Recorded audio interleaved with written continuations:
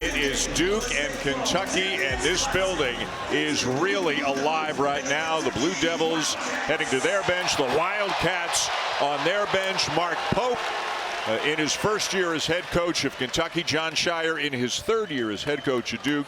Dan Schulman and Jay Billis, we've been around here more years than we would care to mention right now, but it's not about us. Let's talk about this game, and let's begin with the Blue Devils and an outstanding freshman class. Well, the most talented roster 1 through 10 in the country. They've got some older players that came out of the transfer portal that are real culture guys, but that top-ranked freshman class is really outstanding. It's headlined by Cooper Flagg from Maine, who's averaging close to 16 points, over 9 rebounds. He leads the team in assists and steals, but he's not the only one. Con Knippel is the leading scorer on this team, an outstanding perimeter shooter that can put the ball on the deck.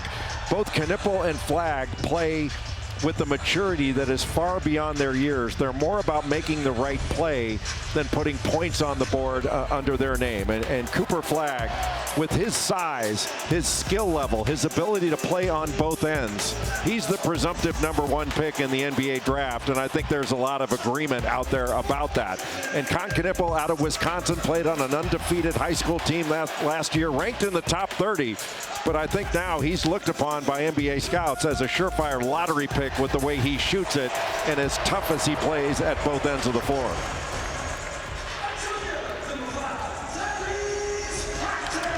The Blue Devils getting introduced right now here in Atlanta. They will take on Kentucky. You know the story. John Calipari's now at Arkansas. Mark Pope, former Wildcat player, won a national championship in 1996 in his first year, takes the job, has no scholarship players, has to rebuild an entire team, and it looks like he's done an outstanding job of that. Very intentional with the selections that he made out of the transfer portal.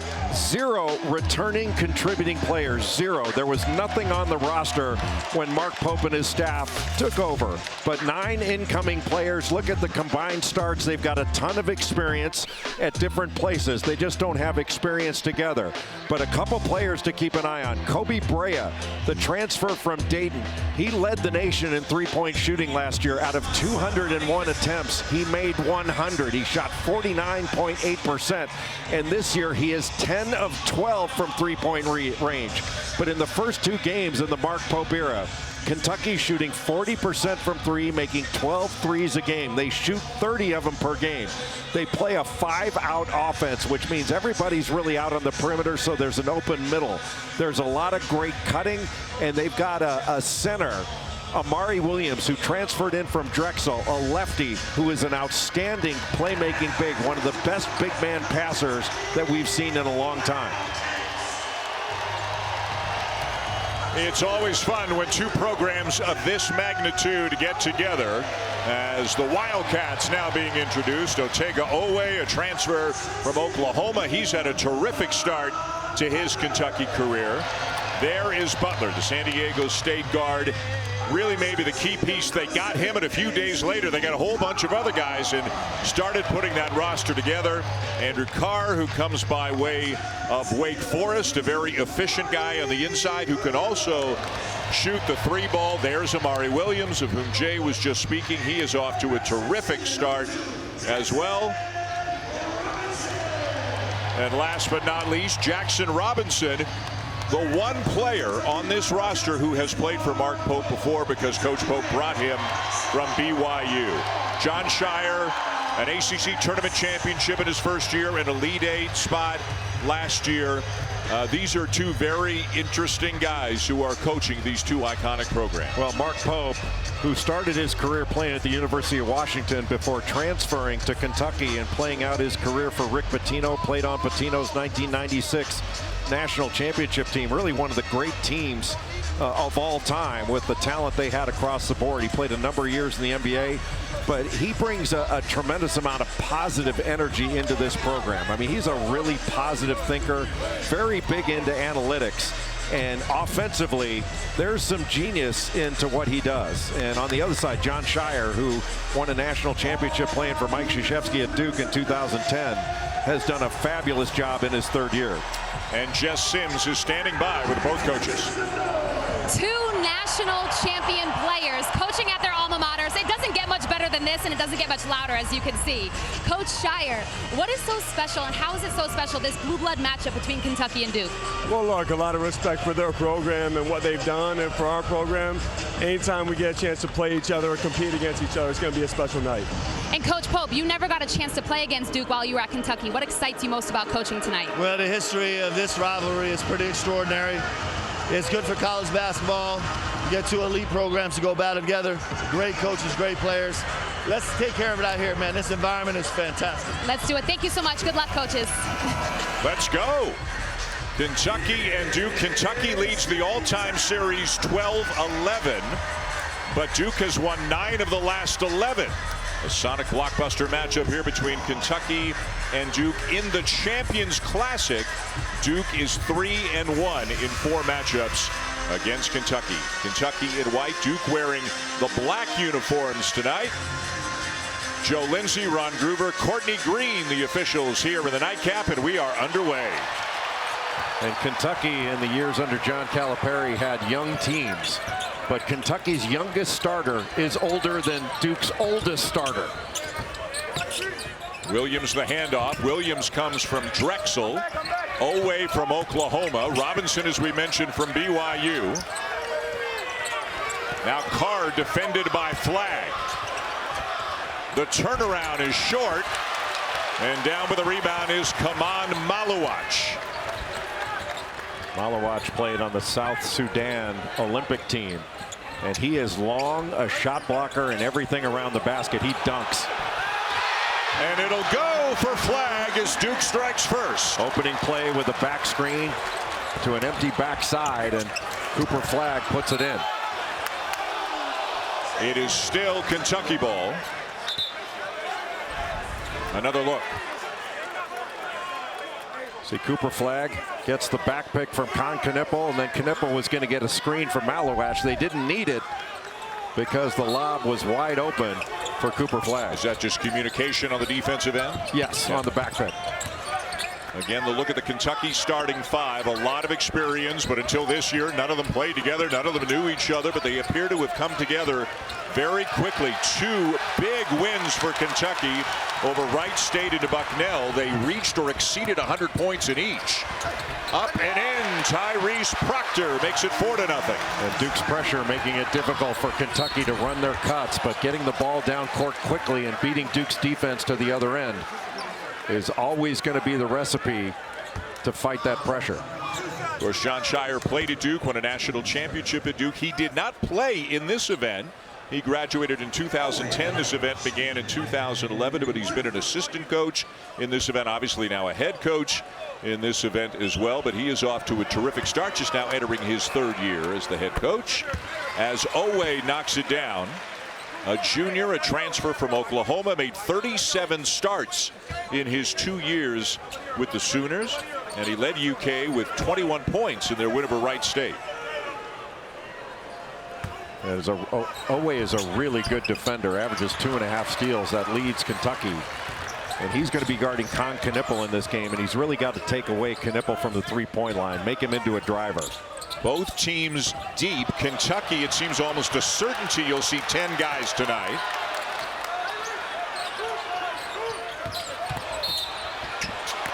And a foul before the shot. Cooper Flagg able to come over and get that ball, got away with a little bit of a hook, but when he takes the ball to the basket, he can score equally as effectively with his right or his left hand. He's just so skilled. Carr trying to chase him around a screen. Now 1-on-1. Flagg doesn't put the shot up. Knipple will, misses the 3. And here comes Butler. Carr thought about it. Now Owe. Williams such a good passer, and there it is. They run a lot of offense through him at the high post. How often do you see the 5-man hit the point guard on a backdoor cut?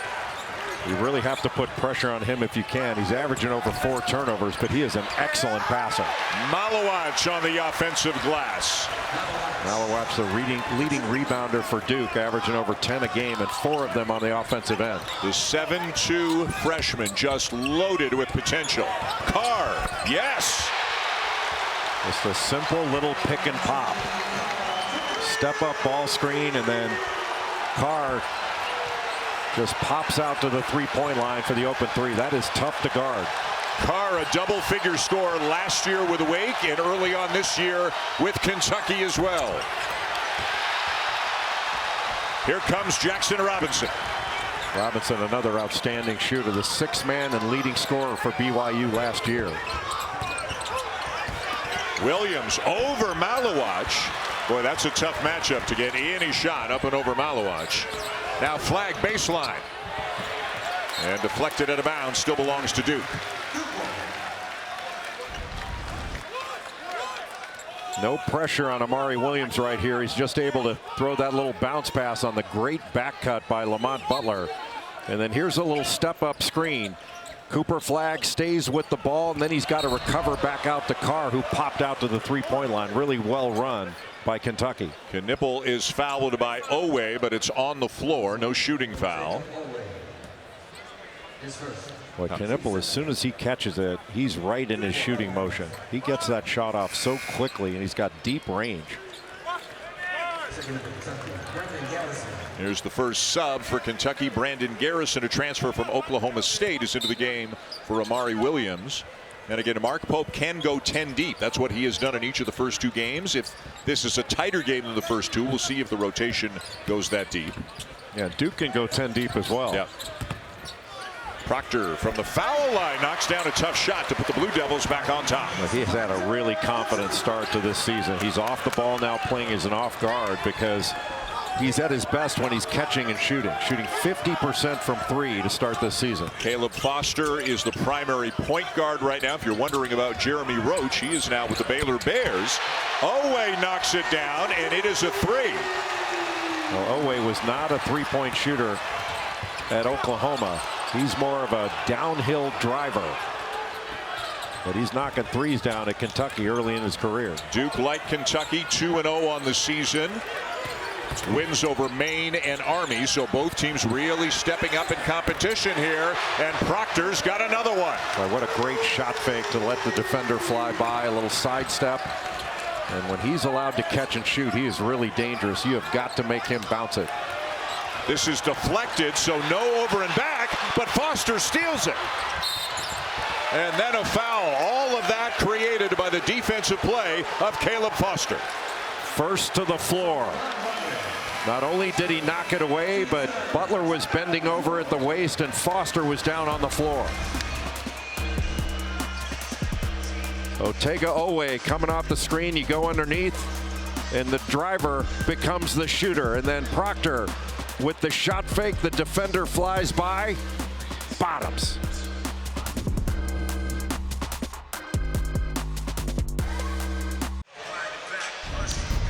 Mark Pope, in his first year as the head coach of Kentucky, he started off his playing career at Washington. After 2 years there, he transferred to Kentucky and was a co-captain on the national championship team under Rick Pitino in 1996. Then he went to the pros and both played overseas and had 6 seasons in the NBA with 4 different teams. After his playing career ended, he went to medical school and he did 3 years at Columbia University, but he always had the itch to coach. And Mark Fox, when he got the job at Georgia, got a call from Mark Pope, and Pope said, "Do you have anything for me?" And Fox had an opening as the director of basketball operations, and Pope started his working his way up the ladder. Went to Utah Valley for 4 years, went to BYU for 5 years, made a couple of NCAA tournaments, and after John Calipari went to Arkansas, eventually Mark Pope became the head coach. There is Mark Fox, who was an assistant coach at Washington way back when Mark Pope was a player.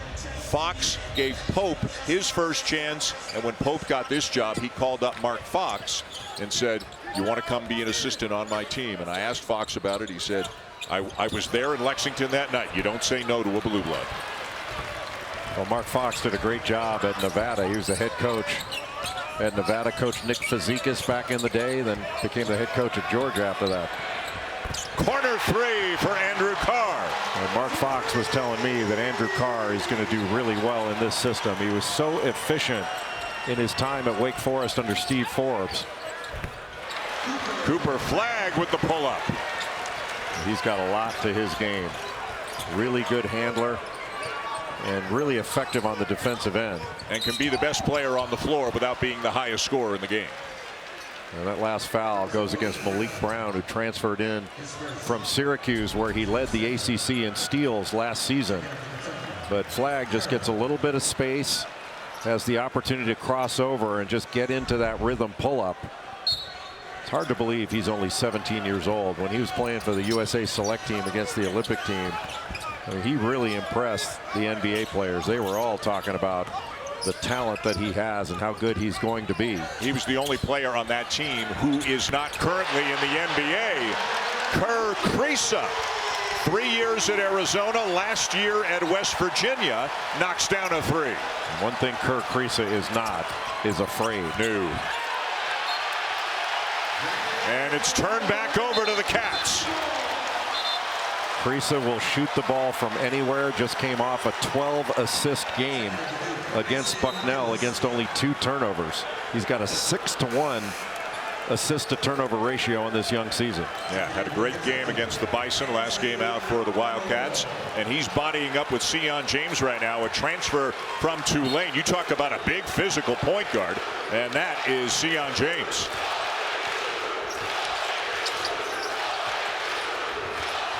And you can hear the chant of "Go Big Blue" right now here in Atlanta. And another three.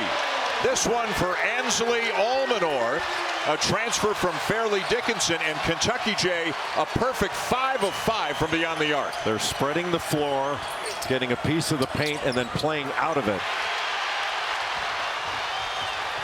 Again, 10 guys who had never played together before. A lot of bonding activities in the summer and the fall to get to know each other. And Mark Pope preaching over and over the collective. Give of yourself to the group, and you will get so much more out of this. Well, it's funny, the 1996 Kentucky team that Mark Pope played on was used by coaches years ago. They would get the stat sheet from that team and ask their players, because everybody knew who the players were back then. Ron Mercer and Antoine Walker, all those guys, say, who was the leading scorer? And nobody knew. Right. And they knew them as champions. And they had so much talent, but played so selflessly.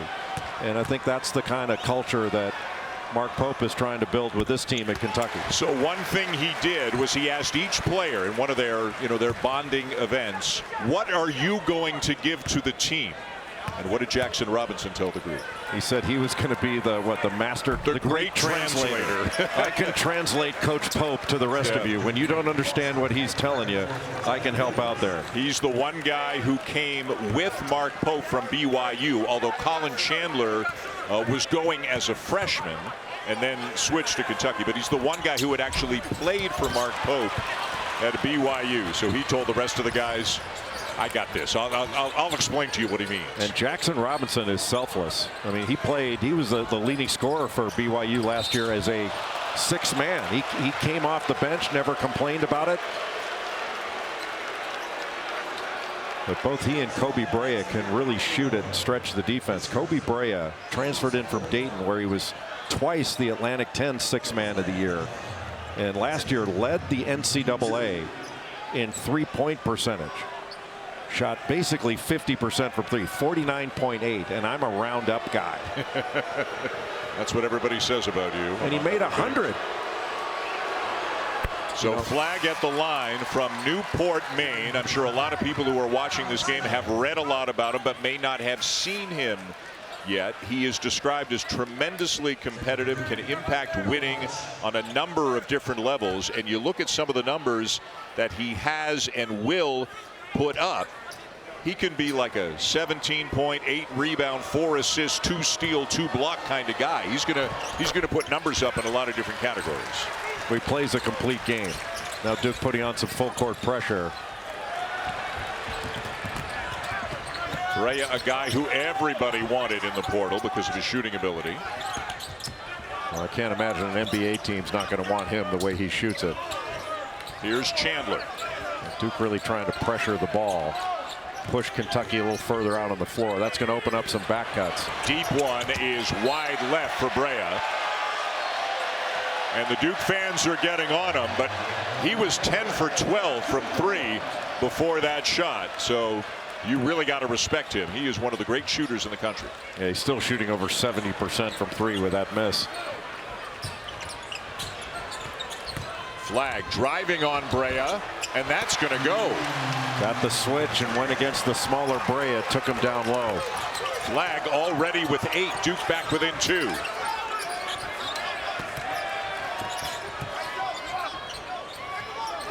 Look how the floor is spread and the middle is wide open. Williams to Krisa. He lost it, but it bounces to Brea. Shot clock at 7. That was a double dribble. He got away with it. Got it caught on his leg. No whistle. Kept alive, but it's into the hands of Flag.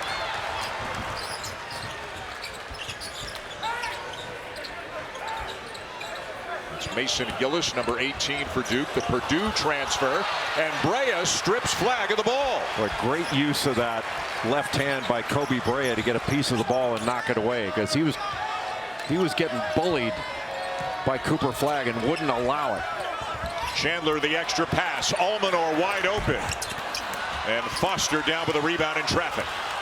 Almanor does not miss many of those. He is a terrific catch and shoot guy. Look out! In transition, Zion James.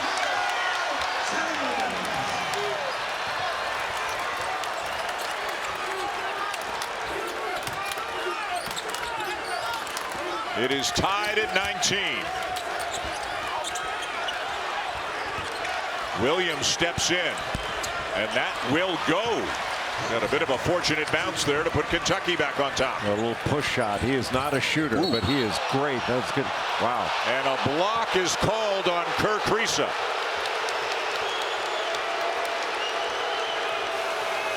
The building is alive. Great pace, great energy here with the nightcap of the State Farm Champions Classic. This is Zion James in what is now a 2-point game here in Atlanta.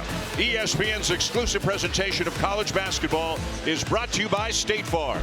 Like a good neighbor, State Farm is there. And Atlantis Paradise Island, a Bahamas resort where you can experience the discovery of a lifetime. Top incoming recruit in college basketball from Newport, Maine, Cooper Flag, still not yet 18 years of age, comes from a town of just over 3,000. His twin brother, by the way, Ace, is going to play for the Black Bears next year. They're, as we mentioned, 3 brothers.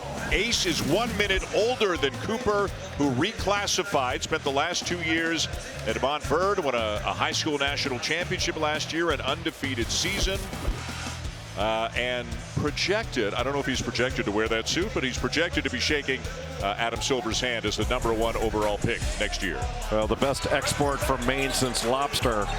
And he started the game with a lob off a back pick from Con Knippel, but he's showing a complete game. He's got 8 points. He's 3 of 5 from the field. And Duke overall, 53% from the field, but they've only hit 1 of their 5 3-point attempts, while Kentucky's made 5 of 7 from the 3-point line. So the 3-point line has been the difference in giving Kentucky this early lead. And Kentucky wants to play fast, wants to shoot a lot of threes. This has been Mark Pope's style offensively for a number of years now, right? Yes, at BYU and then at Utah Valley before that. And a coach that is deep into analytics and used analytics very effectively and intentionally to put this team together. And one of the guys he used it with was Ansley Almanor, who was not as highly regarded in the portal, but the analytics told Mark Pope that he was going to be very effective in his system because he's a very good cutter and an excellent 3-point shooter that can stretch the floor. And they talked about some of the passing ability that they thought he had that hadn't shown itself, some tweaks they could make. And it was really interesting. He said, you know, on the big public transfer portal list, he was ranked like in the hundreds, but to us, he just kept rising. And boy, was Mark Pope happy to talk about Almanor today. Let's get more from Jess. Yeah, guys, tonight is definitely a pinch me moment for Ansley Almanor. He grew up in Spring Valley, New York, and he put up 2 posters when he was in middle school, one of Duke and one of Kentucky. Now, he was hoping and praying that one day he'd be able to play for a team, and tonight it ends up being that night. But he signed with Fairleigh Dickinson. It was the only team that gave him an offer, and he had a great impact. He was a big time, a big reason why they upset #1 Purdue in the NCAA tournament. But he wanted to keep that dream alive, so here he is in his final year playing for the team that he's dreamt of his whole life. A great story, Jess, thank you. And one of many great stories on these two teams. Knipple closes out quickly on Brea. Brea's going to get the shot off anyways. And Foster's having a big night. He's down with another rebound. Well, that's a shot that Brea can make, but Knipple did a great job of putting pressure on it. That was a challenge 3. How about that block by Malowacz?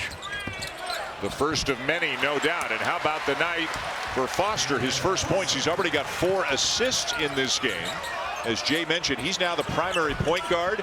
Proctor playing off the ball. And Foster can really shoot it, but he's done a great job early on handling the ball for Duke. The floater, a little bit short, got it back. A good job by Almanor to take away that 3 from Gillis, and Gillis can really shoot it. Went to the national championship game a year ago as a Boilermaker. John Shire will tell you a lot about wanting the fit from the transfers. Guys like Gillis and Brown and James saying, you know what, they're over themselves. They're all about fitting in on a team and helping them win. And that was very important to John Shire. Not just the talent, but the fit on this team when they went into the portal. That is going to count.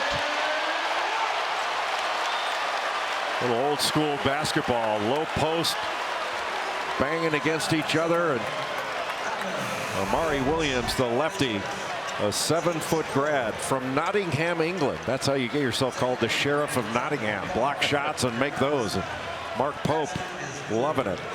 And it was a physical offensive play by Amari Williams getting into the body of a shot blocker. Williams spent 4 years with Drexel, averaged 12 points, 8 rebounds per game. A 3-time conference defensive player of the year, but he's got a lot of offensive ability as well.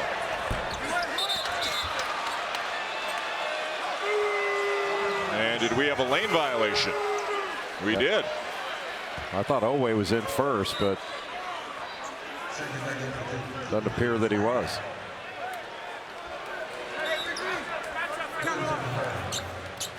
James out, flag in, another look. Watch 14. Yeah, he got pushed. Looked like he got pushed in. Yeah.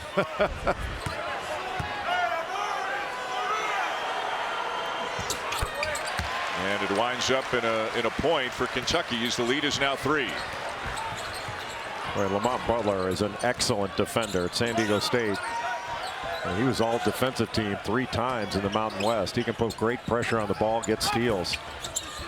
And hit a pretty big shot, didn't he, a couple of years ago, the national semifinal to send the Aztecs into the national championship game. But even after Caleb Foster got past him, he got right back in front. And that's a big-time defender. And here's Malowacz. After the ball's let go, he just erases it. I mean, I was at practice earlier this year, and I think it was the first practice that Malowacz had been able to play after getting back from the Olympics, and he blocked every shot. For Krisa back into the game, you can see he wears his first name on the back of his jersey. Named after Steve Kerr, because Krisa's dad was a big fan of the Chicago Bulls back in the day. What an effort by Butler. He comes up empty and he looks a little bit shaken up as well. And he is motioning to his coach and to the official nearby that he got a forearm to the throat. Fortunately, not too shaken up. It appears he is able to stay in the game, but he was winded for a moment. Take a look underneath. Yeah, it was just out of view of that. Yeah, when Kirk Krisa committed to Arizona and went to play for Tommy Lloyd, I got a text message from Steve Kerr saying, hey, you know he was named after me, and I don't see any players in the NCAA named Billis. Just saying. Nobody wears Billis on the back of their jersey, huh? I mean, Anthony did. But he kind of had to. You saying he wouldn't have chosen? Yeah, you know.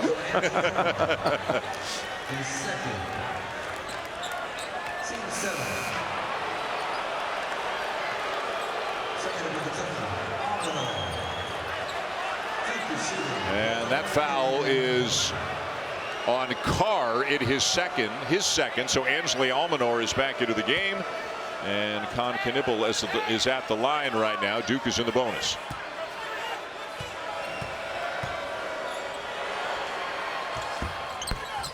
Missed the front end.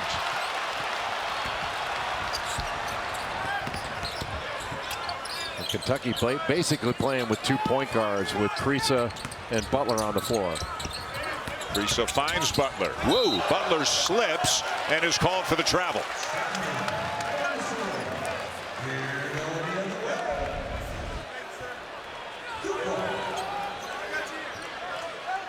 I think he got the first down. Depends on the spot of the ball. 3-point lead, Kentucky. Duke ball. 8:58 to go in the first half.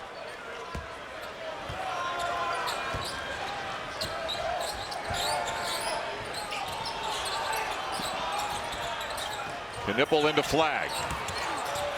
The help from Garrison, but a foul. Well, the help was good. The reach was what got the foul. He was right there as Cooper Flag was spinning into the middle of the lane and came at just the right time. But you got to come hands up with your body. Watch how Garrison comes over and reaches. I mean, just caught his arm, and a good call, but just keep your hands up and stop the drive.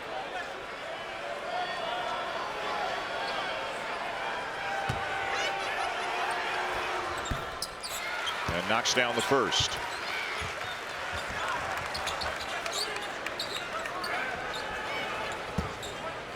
The first game that Duke played in the regular season this year was against Maine.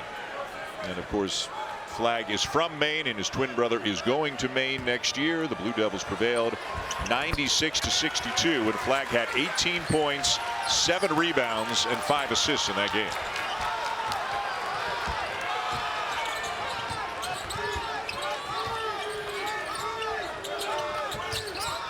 Kriisa now with a Brown on him. Long three. And the rebound to Knipple. Duke doing a good job sending all 5 guys to the defensive glass. Flag the kick.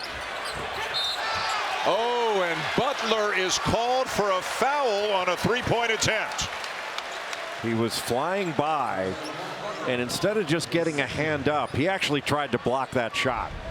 And Knipple, in his release, that's where he got him, was afterwards. Instead of trying to block it, just bother it. Knipple, a freshman out of Milwaukee. Both of his parents, outstanding players. His dad, also named Con, scored over 2,000 points at Wisconsin Lutheran College. And his mom, Sherry, is the all-time leading scorer at Wisconsin Green Bay. And Knipple does a great job of moving without the ball, and he's such a focused shooter. Not just a really good shooter, which he is that, but as soon as he gets his eyes locked on the bucket, when he catches it, he is into his shooting motion so quickly.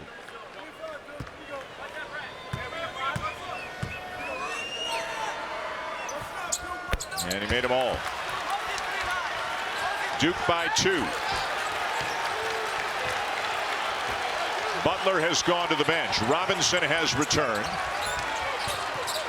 Oweh back into the game for Kentucky as well. Again, they are 10 deep.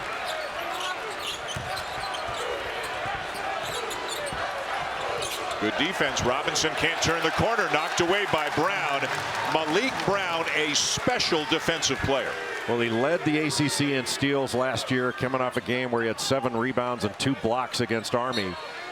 He can allow Duke to switch 1 through 5 out there, and he has switched out on smaller players while he's been out there, and gets out in passing lanes. There he switches off on Kriisa. Kriisa gets the shot off, and a terrific rebound there by Flag, and he'll bring him up the floor. He can rip and run and get things started. Proctor, no. Long rebound, and Oweh's got it for the Cats. tipped away by Proctor. Knippel and Flagg caught up to him to turn it into a 2-on-1 and a bucket.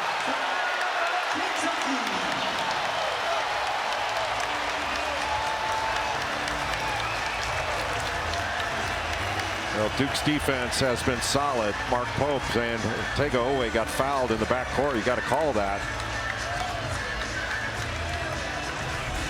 But that defense, after the turnover, Knippel able to get out in transition and gives it off to Cooper Flagg for the easy bucket.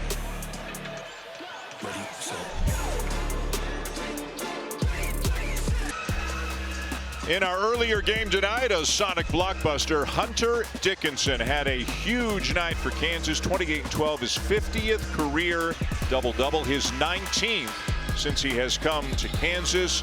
And Bill Self passed Fog Allen for the most wins ever by a head coach at Kansas with number 591.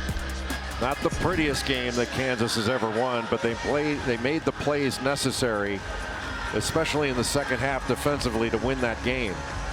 But in this game between Duke and Kentucky, the Blue Devils are getting easier shots than Kentucky. You know, Kentucky shot the ball better from three-point range. They're 5 of 11. But Duke has scored 16 of its 28 points in the paint. And they protected their paint pretty well. Kentucky's only scored 4 in the paint against Duke. And you made the point about Kentucky. They have made 5 threes. They've only got 2 two-pointers tonight. And Duke with a 4-point lead, 7.5 to go in the first. Carr has returned. Duke doing a good job of pressuring the ball, and they're pushing Kentucky's offense further out on the floor. That makes passes and cuts longer. And drives. Oh, wait, no. Williams misses the follow. Still loose. And Knippel into the front court. Left hand, and it goes. Boy, what a tough move by Knippel.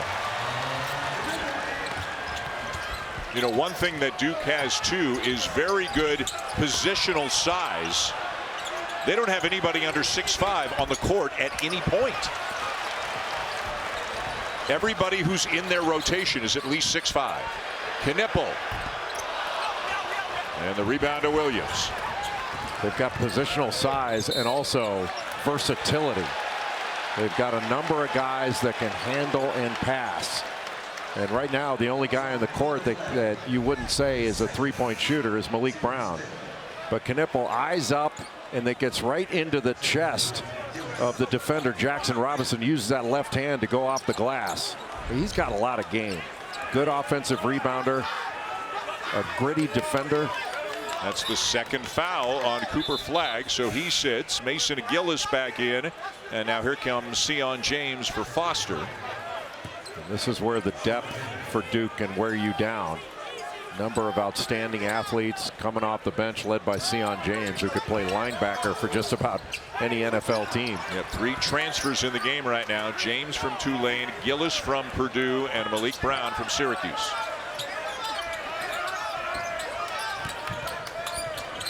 Williams off to Jackson Robinson. You really have to work to get open, as Duke is switching those screens. And a foul on the Blue Devils. Well, Friday, women's college basketball continues. Paige Beckers and number 2 UConn taking on number 14 North Carolina. 6 Eastern on ESPN2 and ESPN+.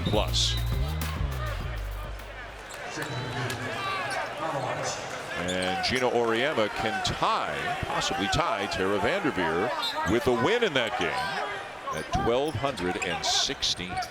What an enormous number. What a career. I thought that would get picked off. Mason Gillis could have had that. Williams one-on-one with Malawach. And it won't go, but the follow goes for Owe. Nobody able to put a body on Ortega-Owe. He's constant activity out there, isn't he? He's strong, too. Just a downhill driver that's really improved his three-point shooting. A very old, experienced Kentucky team, just not together. But they've got a lot of guys who have played a lot of basketball. Knippel the pull-up off the glass, too strong. How many 7-footers grab a rebound and bring it up?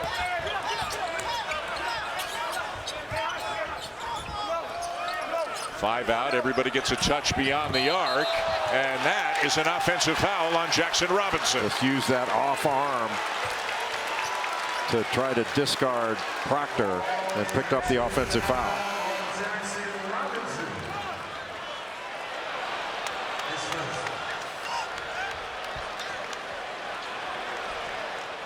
Williams will sit, Kriisa will sit, Robinson will sit. But not first without a couple of words from his coach. Con Knippel starting out in the left corner. If you get a wide pin down for him, he can curl it. Yeah, they're top blocking him, so he goes out the other way. Owe gambles, misses it, and Knippel buries a 3.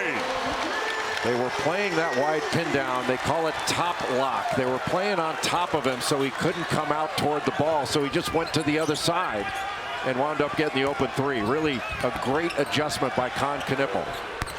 And the answer at the other end for Kobe Bryant to make it a 4-point game.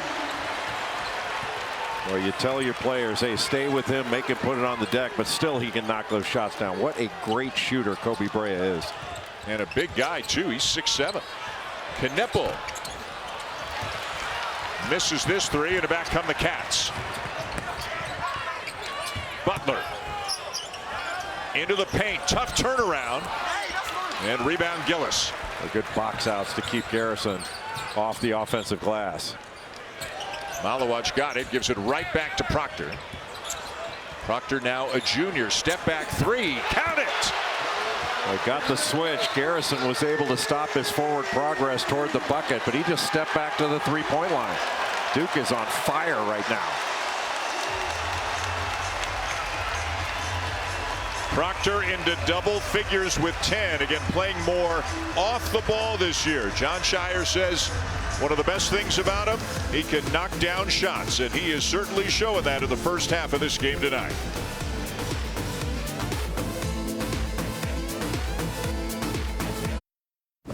Kev, Jay, and Coach coming up on the Jeep halftime report. We'll recap Hunter Dickinson's dominant performance in the Kansas win over Michigan State. Coach, how is Duke slowing down the Kentucky tempo? Duke's efficient offense is taking Kentucky out of transition. Then defensively, their ball pressure is creating turnovers and getting them out in transition. When we talk about Duke's guards having to apply that pressure, 9 points off 5 UK turnovers, and Duke hasn't turned the ball over yet. Cooper Flagg with 12 and Tyrese Proctor with 10 leading the way for Duke. Dan and Jay will see you at the half. You sure will. Kevin, guys, thank you very much. Moments ago, let's listen in to Mark Pope in the Kentucky huddle. We're just a little backed up on our heels, guys. We're a little backed up. We're standing too much on the offensive end. So let's make really declarative cuts right now. We'll make really declarative cuts, okay? And then we got to find a way to work hard enough to get a catch, not out here. Well, that was the point you made. They're not getting high-quality shots. Duke is really pushing them out away from the paint and well beyond the 3-point line. Yeah, and really, declarative cuts is a really fancy way of saying cut harder. And the other part of it is you got to work harder to get open, to catch the ball in a scoring area rather than let Duke's denial defense push you further out on the floor.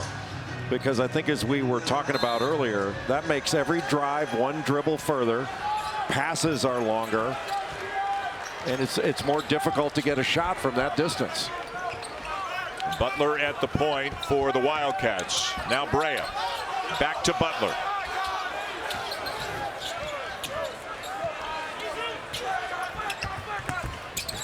And he got grabbed. Boy, Sion James was angling him more toward the corner than the basket, and Mason Gillis just reached in to pick up that foul. That's a tough matchup for Lamont Butler to go against Sion James. That's a lot of size and a lot of strength and athleticism he's trying to drive around.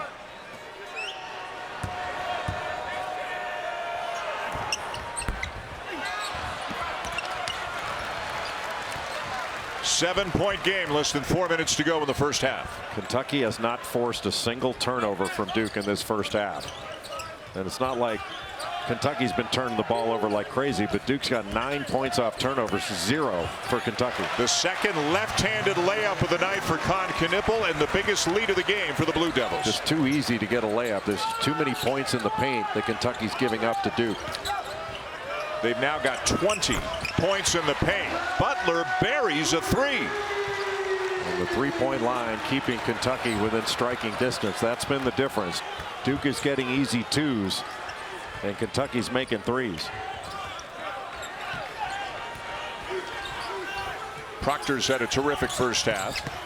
Floats it up. Malowacz will slam it home. Well, after that ball screen, Garrison just stayed too long on the ball. Owe turns it over, and Knippel has it for Duke.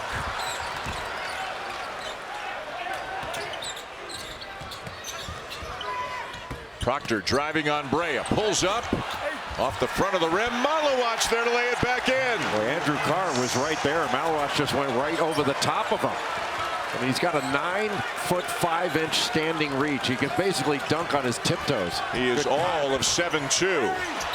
And Carr felt him coming, but draws the foul on Malowacz at the other end. As we take a look at our State Farm assist to the game. Little middle pick and roll. So Malowacz steps up in the middle of the floor, and then Garrison stays on the ball just a bit too long before he recovers. And it's really difficult to help on that in the middle of the floor. Really good call by John Shire to get that action in the middle third.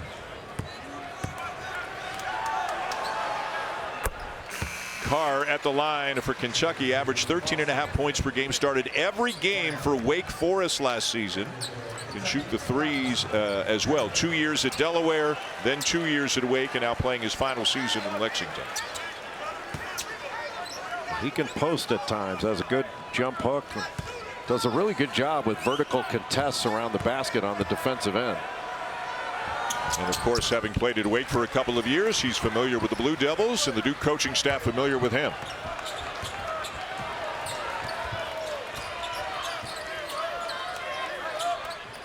Foster and James out there together in the backcourt. Proctor out there as well. Three-guard look as Knippel misses the shot.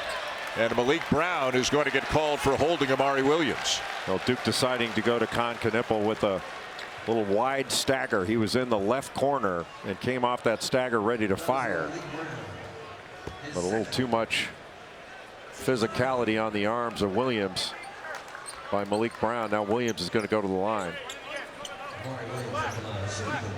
9th team foul, so still 1-1.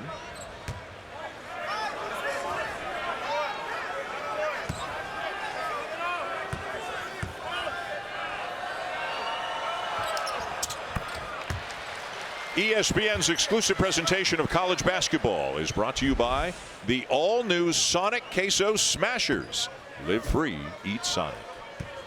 This is an important point in the game, the last 2 minutes of the first half. Can Duke stretch this lead out a bit? They've got the possession arrow, so it's not a tie-up. They'll get the ball to start the second half. Or can Kentucky, down 6, cut into this lead or even take the lead?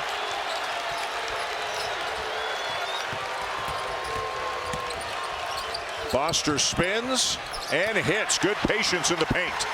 Boy, really tough play by Caleb Foster with those fakes. He locked Amari Williams to the ground so he couldn't go up and block it. Williams driving on Brown, and that is going to be number 3 on Malik Brown. And the one thing about Williams, I mean, you want to get him, pressure him, but you really want to take away his driving ability because he is not going to shoot the ball from out there. You want to force him right, too. Obviously, he wants to go left. Yep.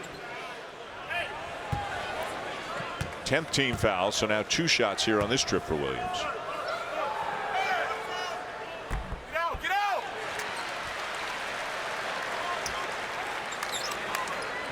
A huge couple of weeks coming up for Duke. They've got a game at Arizona next week. We'll have that one for you on ESPN2. They play Kansas in a neutral site game in Las Vegas right after that. And then a week after that, they host Auburn in the ACC-SEC Challenge.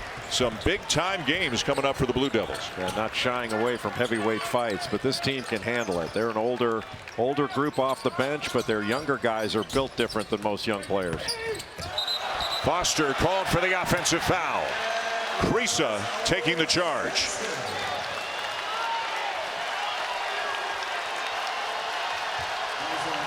And Kentucky fans starting to rise to their feet here in the stands here at State Farm Arena in Atlanta.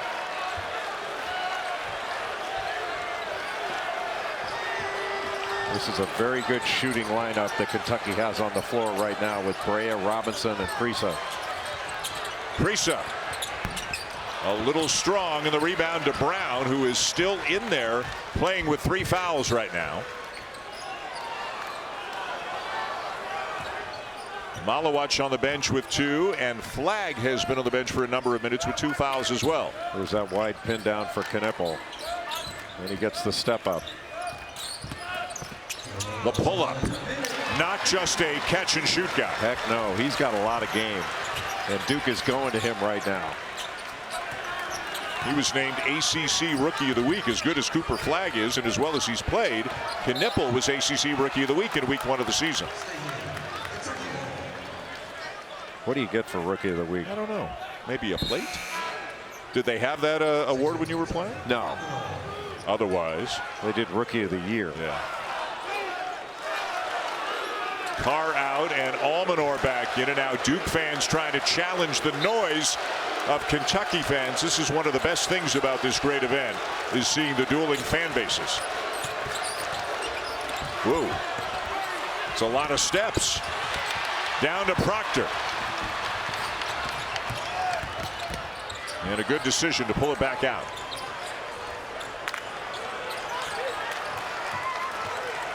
Duke's put together a nice run here. If they can get a score, they get the ball first to start the second half. That can be a nice little run.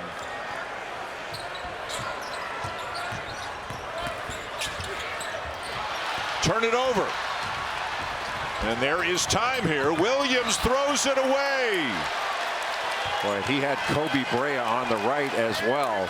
Just come to a jump stop. He hits Brea. And now Duke is going to get the ball back with 5.2 seconds left and a chance to push this to a double-digit lead.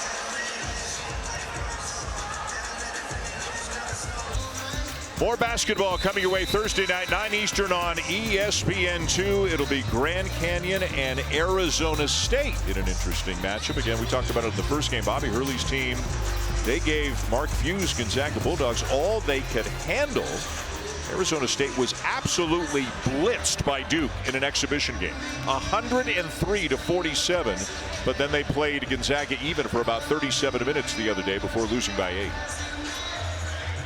And Grand Canyon has a good team. Tyron Grant Foster, one of the best scorers in the country. But right now, Duke's got plenty of time with 5.2 seconds to get the ball to the other end. So Kentucky wants to be up and not allow any straight line drive. Here comes Foster. And had it blocked out of bounds as the half comes to a close. A spirited 20 minutes. I think John Shire is asking if there should be any time on the clock. Like, did the ball hit something? And I think the officials are going to go look at it. Did it hit a wire or the side or a clock or something like that? Shire is wondering if there should still be any time on the clock.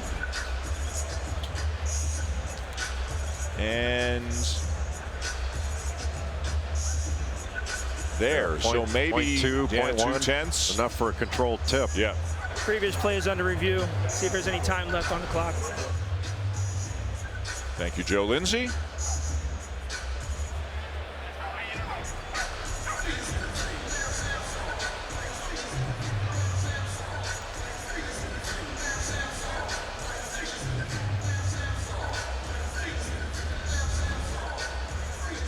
Yeah, with this amount of time, it looked like it hit it with about 0.2, 0.1 maybe. There. Yeah.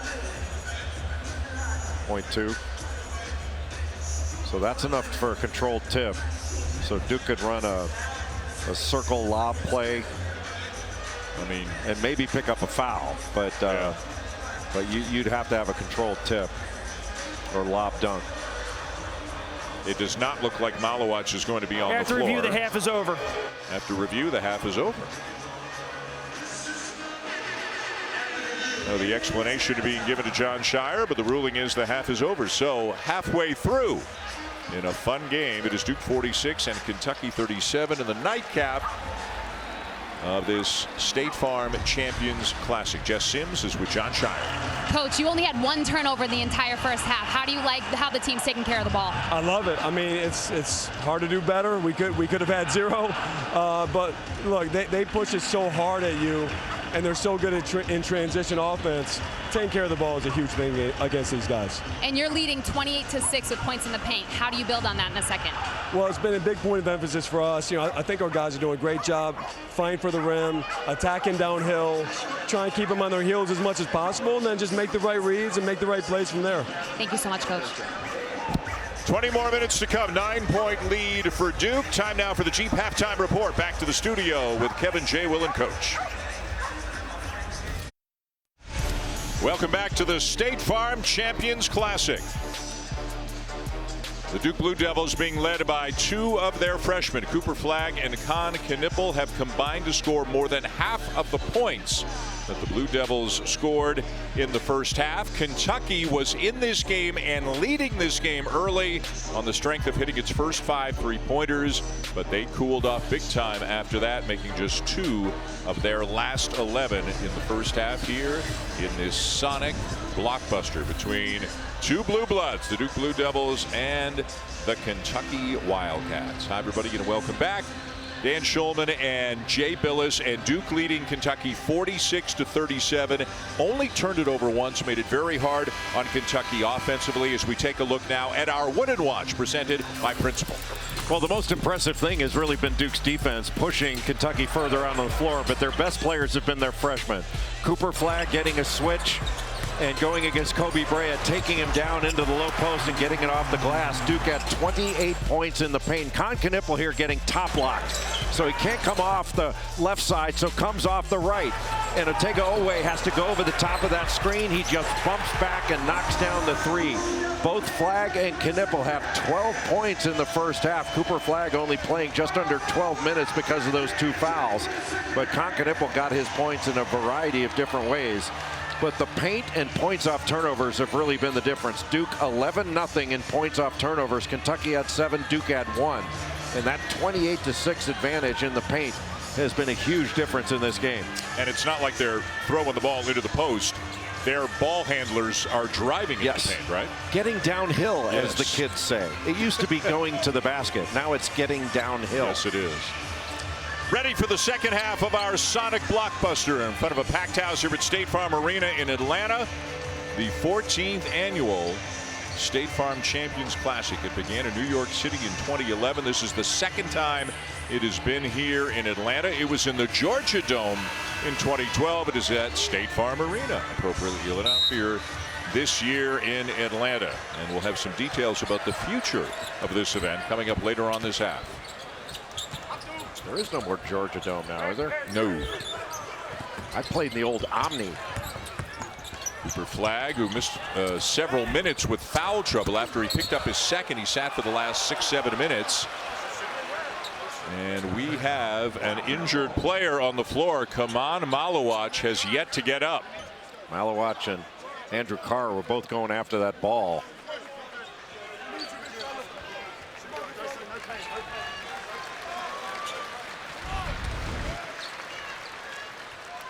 Looks like the right knee. You could see the collision there, and then Carr fell on the foot of Malawach, and he was unable to get his foot out as he was falling to the court. And those kinds of things can turn out a lot worse than that one just did. So good to see that he's not injured. We'll see after halftime if Kentucky does a better job of working to get open so they can make catches in the scoring area. Owe, the pull-up from 16, around and out. Ball's loose. Williams on the deck. So is Knipple. Well, look how fast Con Knipple gets down on the floor for that ball. There was zero hesitation. And these Duke freshmen, Knipple and Flagg, play well beyond their years. We asked John Shire this morning, Flagg and Knipple, had they ever played together? Did they really know each other? And there wasn't much of a connection at all between the two of them as they were both being recruited by Duke. But boy, they play off one another very well.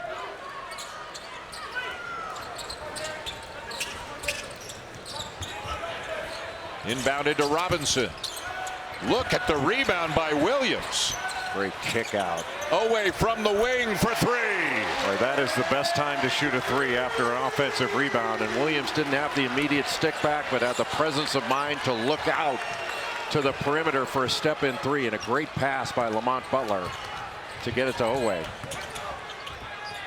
Proctor made a couple of threes in the first half, went looking for the foul call, and then nearly threw it away.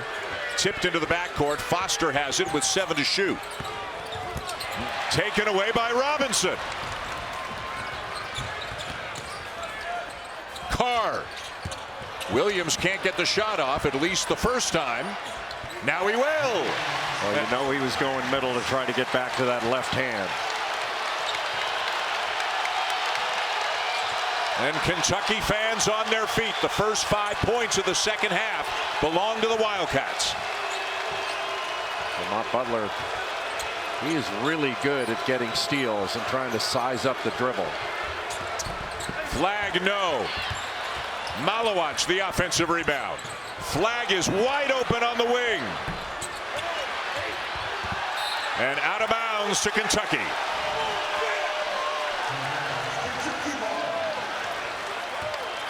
A fantastic offensive rebound by Amari Williams after this miss in the corner from Jackson Robinson. Just went high for it, didn't have the immediate stick back, and what a great extra pass by Lamont Butler to get it to Otega Owe. This is the first big-time game this season for each of these programs. Good defense by Foster to keep Butler in front of him. Now Owe driving. And it is still Kentucky ball. Both Foster and Knippel doing a great job of keeping Kentucky from making a straight line drive. And Andrew Carr getting some very quick work done on the Kentucky bench to wrap up maybe some sort of a cut on his right wrist or forearm back into the game. Owe blocked from behind by Flag. That is a great recovery by Cooper Flag. And then he is fouled. It'll be on Lamont Butler. That'll be his third. Just a big time play by the freshman from Maine, Cooper Flag. And now instead of the Wildcats fans yelling, now it's let's go Duke. And now Butler's coming out with his third foul. Got to watch Knippel on this. Oftentimes he'll set an up screen, then get a screen from Malowacz. There it is.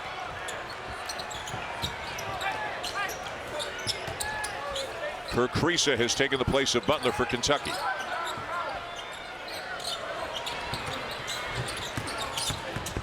Knippel knocked away by Williams, but Knippel finds Malowacz for the dunk. Great court sense by Knippel.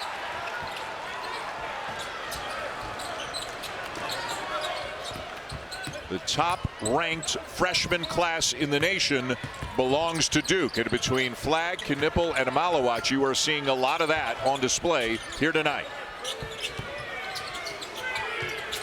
Carr to Owe. Back to Carr. Somehow got it over Malowacz to score. A nice little two-man game on the left side. And Andrew Carr very efficient around the basket. Turnaround by Knippel will go. Are you kidding me? He has got so much game on the offensive end. And he's a very good defender as well. Good pass. Great cut by Carr, and he's heading to the free throw line. Knippel even going to the deck. Comes off driving downhill, loses the ball, and as he's going down, has the presence, the court sense to get it to Malowacz for that easy dunk. And then watch this play. Fakes one way, turns, fade away. Nothing but net. He has got a ton of ability. And things can go so many different ways, but you can see this Duke team, they've got a lot of talent.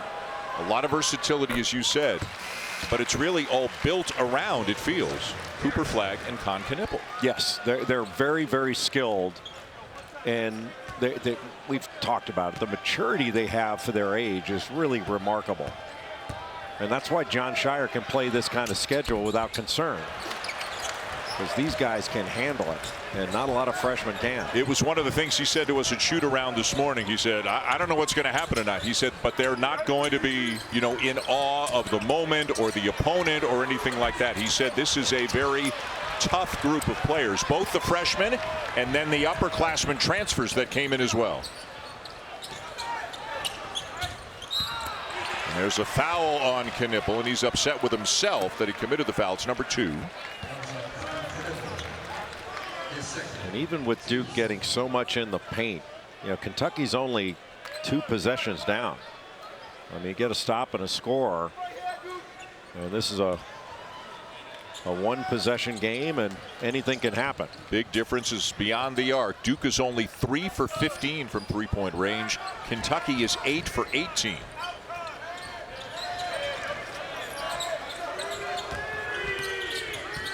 Shot clock at 7. Carr the handoff to Robinson. Shot clock at 2. Got to get it up. And a great defensive stand there by the Blue Devils. Just would not let him breathe. Timeout on the floor, and a good one. Duke leading Kentucky by 5.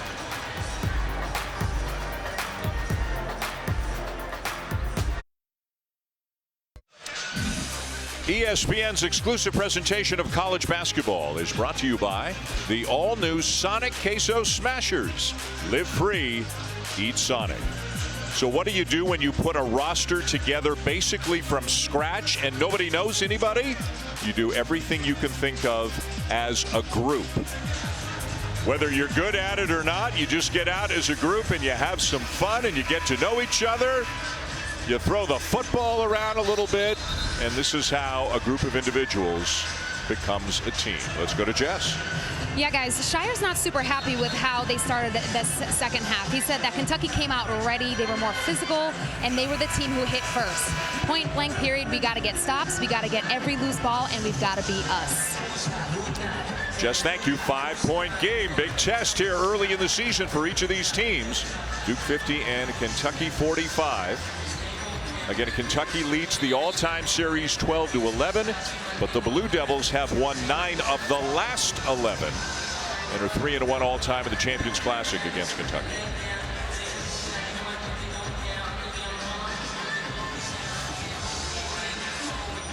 Jon Scheyer, after 9 years on the staff as an assistant and then an associate head coach for the Blue Devils, now in his 3rd year as the head coach.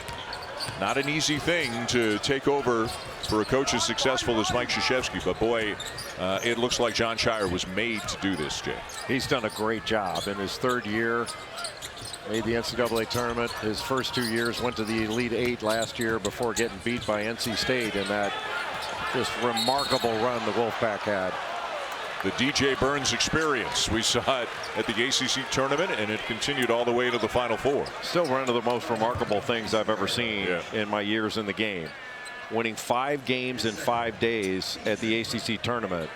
And when you wondered, could they possibly have enough emotional gas in the tank for the NCAA tournament, reaching the Final Four for the first time since 1983 when Jim Valvano took the cardiac pack all the way. Yeah, the ACC continues to not put up the regular season results that they would like, but in the NCAA tournament, they have been as good as any conference. It'll be an interesting year in the league as Flagg lays it in. You know, you can see Duke's going to be very good. North Carolina's very good. But who is next to step up and challenge? Steve Forbes has a very interesting, good-looking team at Wake Forest. Can they get over the hump and get into the tournament? And then Pitt, Miami, et cetera, et cetera. Who else is going to push the middle of that league up? Yeah, Pittsburgh off to a great start. Miami's got another really good team. Notre Dame, Louisville look like they're heading in the right direction. That's a good sign for the league. Foster. It won't go, and the rebound down to Garrison. The SEC, meanwhile, looks loaded. 9 ranked teams in the preseason poll, 8 this week. Kentucky, think about this, and I know you know, so you don't have to think about it because I know you know already, but Kentucky picked 8th in the league preseason in the SEC. So many good teams in that league. Yeah, that's a monster. Boy, Cooper Flagg's made so many plays right in a row, the assist being the last of them. But that spin move along the baseline that he just made, and then the steal and the assist, he's showing a complete game. Garrison at the other end. And now Courtney Green, one of the officials, has blown the whistle, and Kamana Malawach is reaching down to that right knee again. Remember, that's the one that appeared was shaken up a little bit earlier, and he is under his own power walking to the bench, but he's coming out of the game. Well, when Duke can get Cooper Flagg into the post, he can really do some damage there, especially when he gets a good matchup. He got Jackson Robinson down in the post on the left side, and Robinson got on the high side. He just spun baseline, laid it in. It's a great read. And then he got Robinson to switch off him again. Too strong off the glass for Knipple, and back come the Cats in transition. It's 5-on-4 right now. And they got to get Kobe Brea some open shots. Yep. Robinson dips that shoulder in, creates the contact, but Flagg comes down with a rebound. Just great defense to challenge by Cooper Flagg. Sion James again looking like he could be a running back. What an explosive burst to the 10. Flagg makes the defensive play. And Duke, I thought that ball went straight out of bounds. I didn't see anybody touch it, but you got Robinson on the high side and goes right into his body, spins baseline quickly for the easy bucket. Just great feel to spin off the contact, and Garrison couldn't get there to block the shot. And now the call has been reversed. It is going to be Duke ball.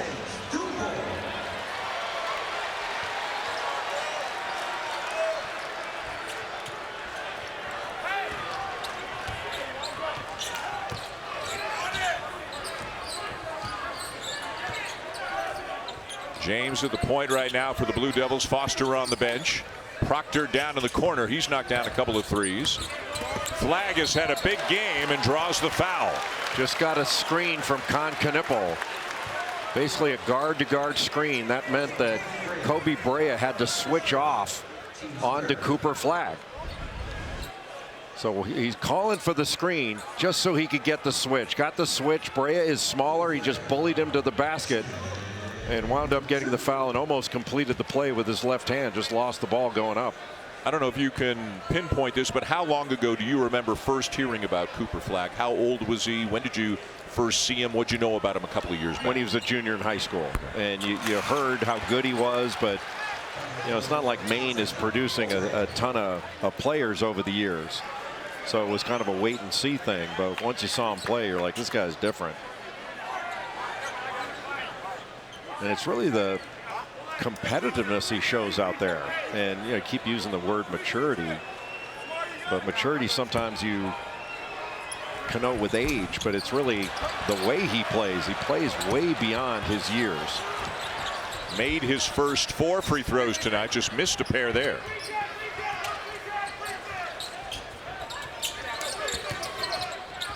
Butler playing with 3 fouls, can't get by Proctor.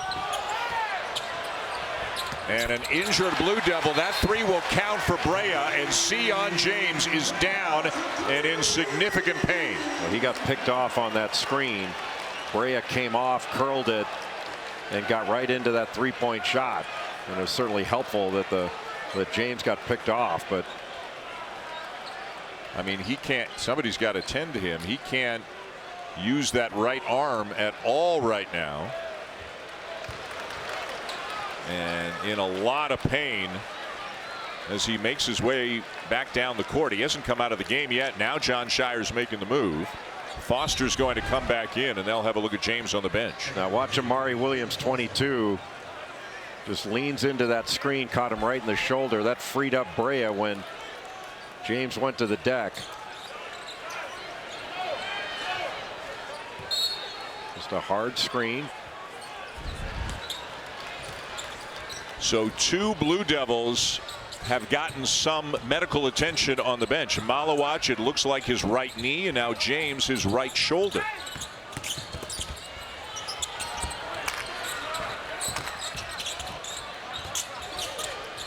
Knipple to Brown. Now the handoff to Foster. Little floater. Won't go down. And here comes Owe in Kentucky. Owe just keeps on going, but he left it short. Shoveled ahead by Proctor. It is getting physical out there. And a good rebound in traffic by Otega-Owe. And Kentucky looking to push. Williams, too strong off the glass. And back come the Blue Devils. Not many 7-footers are going to be trusted enough to give them the ball in that spot. And Amari Williams almost made it. But a lot of big guys, you give them the ball right there, they're going to walk with it. Little L cut up the pipe and then the ball screen. Kept alive by Brown. The kick out to Foster. Brown tips it back out to Foster. And that one is short as well. Duke just has not been able to find the range from 3. That will count for Lamont Butler. Boy, opportunity after opportunity for the Blue Devils on the offensive end. They just couldn't knock down the 3, and Kentucky just ran it right down their throat. And what a great finish by Lamont Butler, the Final Four transfer from San Diego State. Gets a head of steam, gets some contact, a little fake, and then finishes it with the left hand. Kentucky putting pressure on Duke.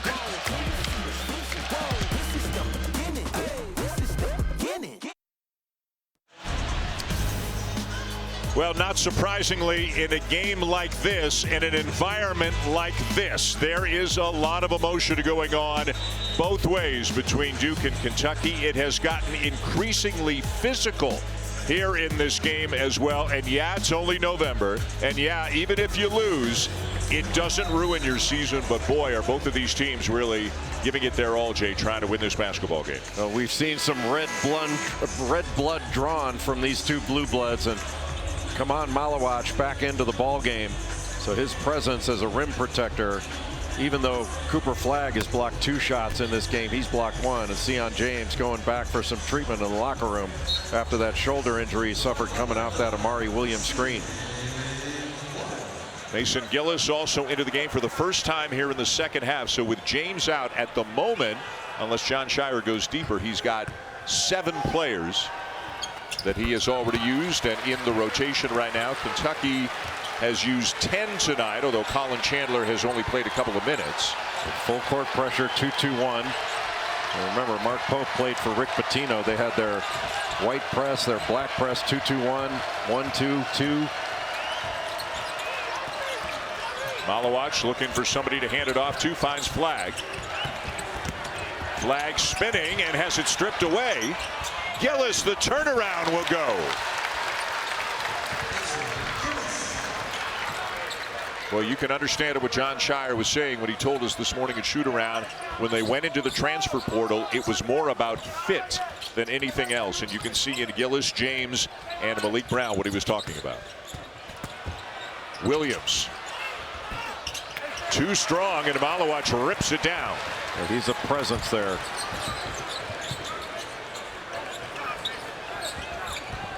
Flagg for 3. Yes.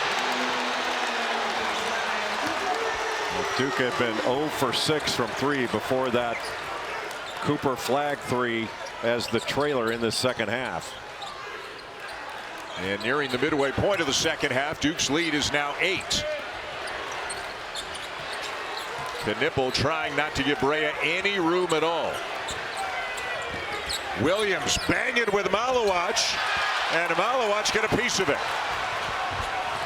Brea needed to move into his field of vision to give him somebody to pass to. He just stood out front. Flagg the pull up this time. Knipple the kick.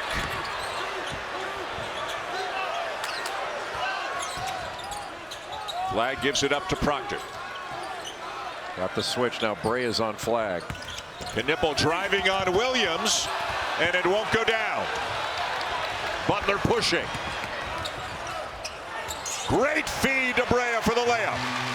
A great play off of 2 feet by Lamont Butler. And Malawach limping after that last play. Oh boy, yeah. And Malik Brown is back at the scores table, and for the second time, one of the officials, this time it is Ron Groover, is going to blow the whistle to allow Malawach to get to the bench.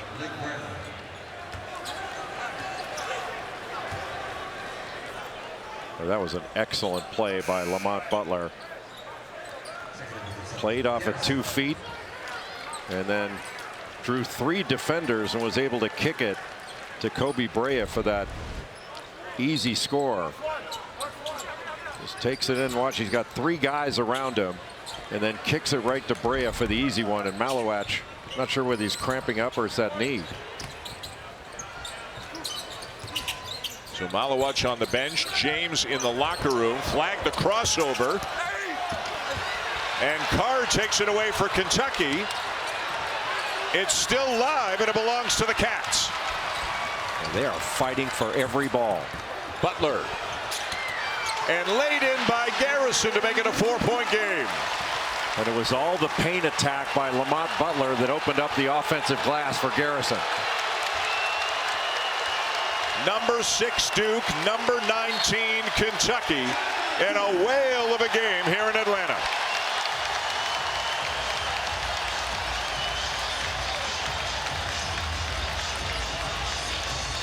.8:29 to go with the nightcap here for the State Farm Champions Classic. And this one has been everything we had hoped it would be. It is Duke 61, Kentucky 57. The Cats won't go away. They've got it back down to 4.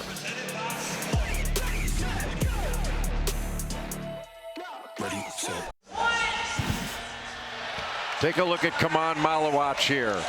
You could see it on this play. He was beginning to cramp up. He gets over to the corner and he's trying to work it out. Then when the action goes toward the basket, normally he would be crashing the offensive glass, but now he's just standing there. He got there late, but it made it really difficult for him to change ends when Lamont Butler was taking it from end to end, and then Garrison was able to get that offensive rebound. If he can run full speed, maybe he gets there, maybe he doesn't. But he's trying to get as much fluid as he can right now to work out those cramps on the sideline.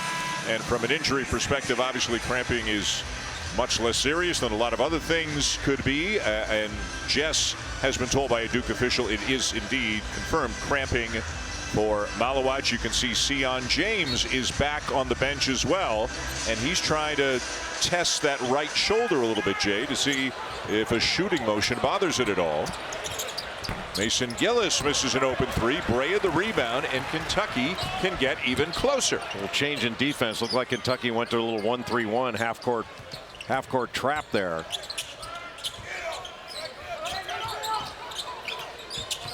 Garrison defended well by Brown. Now Butler draws a crowd. Finds Carr. Carr for 3. Grazes the front of the rim, and it's Duke ball. Nice block out by Malik Brown to get that rebound. It's Duke with a bit of a smaller lineup with Brown at the 5. Flag with the ball, the high scorer in the game with 17. He's also got 8 rebounds and a couple of assists.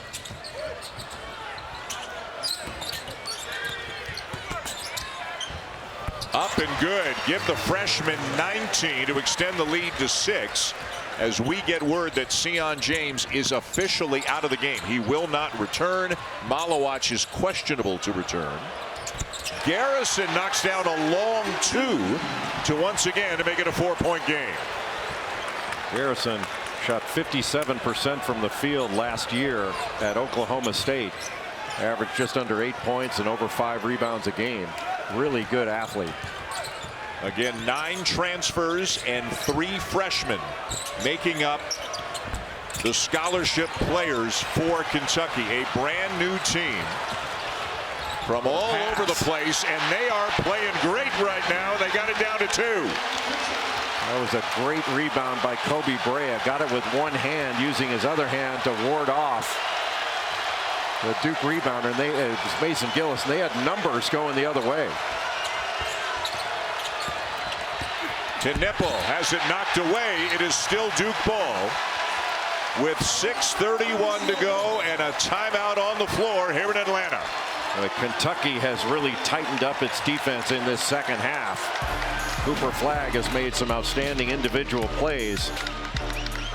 But Garrison knocking down the three. Malik Brown a little late recovering to it. And Kobe Bryant, what a fabulous pass to Garrison. And the Kentucky bench is feeling it.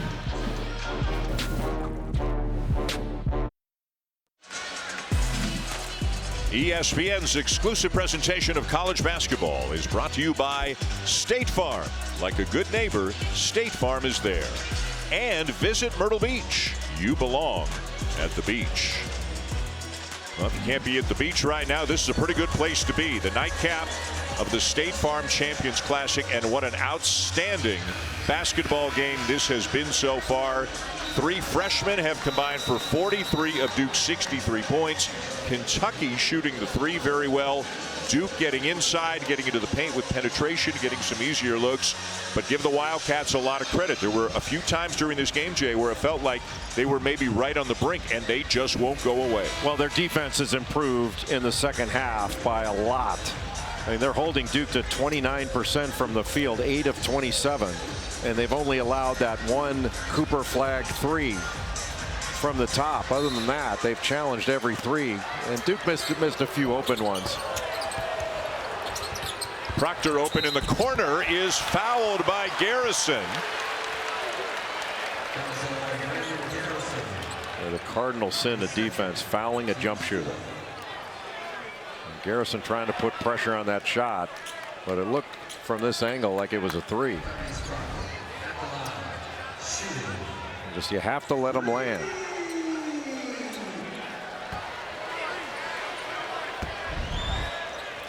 So Proctor to the line for the first time in the game. The junior from Sydney, Australia.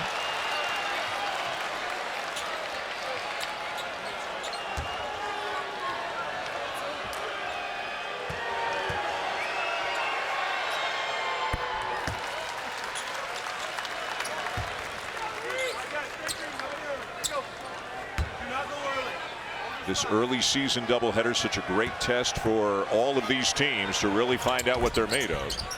2 of 3 for Proctor, and it's a 4-point game. And Kentucky's going to have to move the ball in this possession. Crease is back into the game to run the point. He's not the driver that Lamont Butler is, though he does have a switch now with Cooper Flagg guarding him. Owe back to Crease, who gives it right back to Owe. Owe the drive, can't finish it, and it's down to the Blue Devils. If I were Duke, I'd put Kirk Crease in a ball screen right now.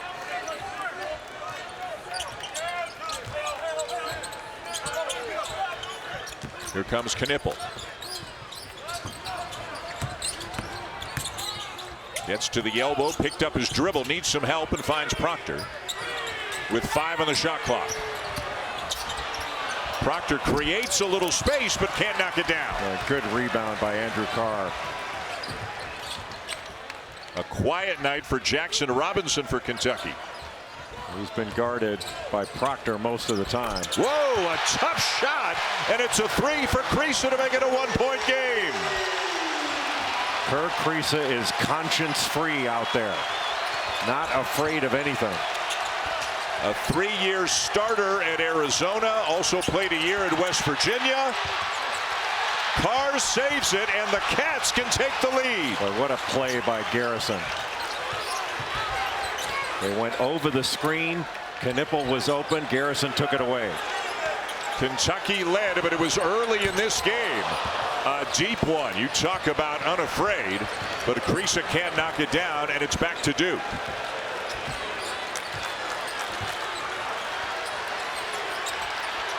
.440 on the clock. Foster open. And Crease the rebound. And there was the ball screen they put Crease into to get the switch. Inside Garrison. And Flagg got a piece of it.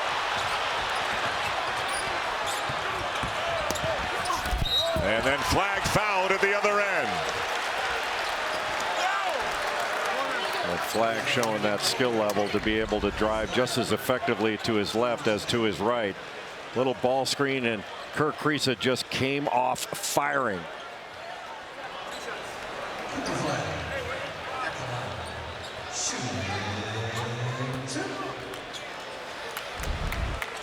Always having fun when he's out of the court, but it's Duke by 1 and Cooper Flag back to the free throw line. 4 for 6 tonight, but he missed his last 2.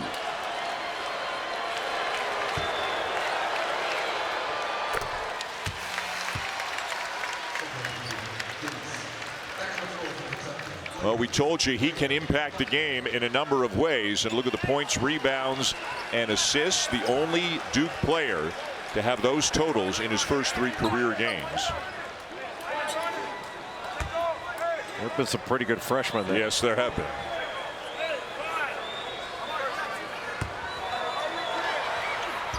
And he made them both. Mark Pope just made 3 subs. Butler is back in. Williams is back in. Brea is back in. And Lamont Butler's had some great success in attacking downhill. Into Williams. He's got Proctor on him. Got a big size advantage. Can also pass over him. Great fake. Carr to the rim. And Andrew Carr is going to the line with a chance to tie it.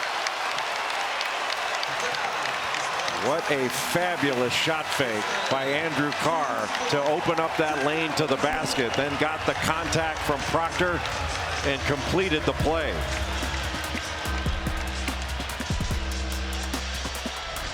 The 6'11" graduate that came from Wake Forest. Great fake to get Flag to fly by, and Proctor couldn't get the charge. Great play by Andrew Carr.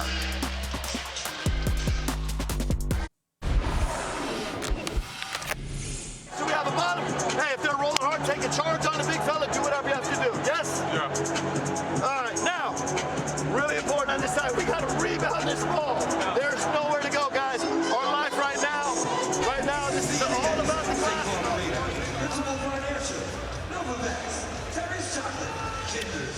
So into the huddle now in a 1-point game, 3:57 to go. Kaman Malawach dealing with cramping. Looks like he's coming back in. Andrew Carr is going to the free throw line to try to tie it. This has been an outstanding basketball game, entertaining from the opening tip until now. And again, so early in the season to see 2 programs like this meeting. Only good stuff for college basketball. And really for an entirely new roster for Kentucky. Really impressive. I mean, 6 different Wildcats have 8 points or more in this game. They've really spread it around. And for Duke, Cooper Flag has led the way. He's got 21 points, 10 rebounds, and 2 blocks. Con Knipple with 14, although he's 5 of 19 from the field, just 1 of 7 from 3. So Kentucky's defense, Dan, in this second half has taken a big step up from the first half. They've limited Duke to under 30% from the field in the second half. Malawach back into the game. Twice has had to leave due to cramping as Carr ties it up at 67. Andrew Carr guarding Malawach. Otega Owe on Cooper Flag. It's a smaller lineup now for Kentucky. No Williams, no Garrison. Flag going to work on Owe. Malawach might have gotten away with a push. It's Kentucky ball. Boy, what fight from Otega Owe. Duke cleared out the right for Cooper Flag to take him on. And he battled Malawach for that ball, and Kentucky comes away with it with a chance to take the lead. He plays way bigger than his listed size, don't you think? No question. And he is tough.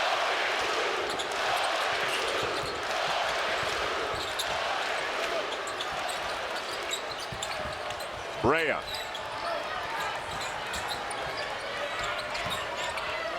Now Robinson open.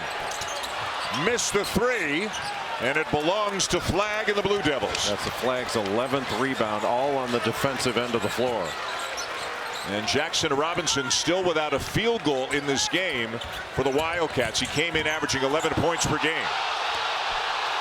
Knipple needs some help. And it's Kentucky ball.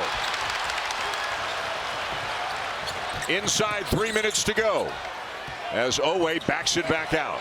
A dangerous pass, that bounce pass. Cooper Flagg almost picked it off. Carr inside. Kentucky leads.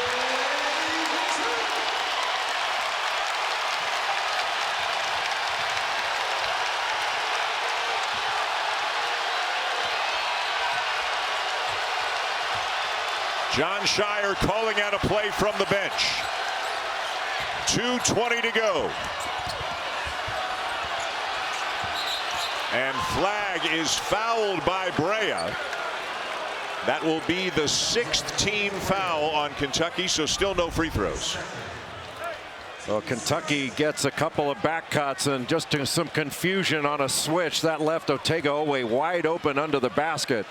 See this back cut, instead of Knipple staying with him, he thought Proctor was going to take him on the switch. Just a miscommunication led to an easy layup. Duke ball with 2:15 to go, down by 2. Malawach almost turned it over. Boy, Kentucky out in passing lanes, making every pass difficult for Duke.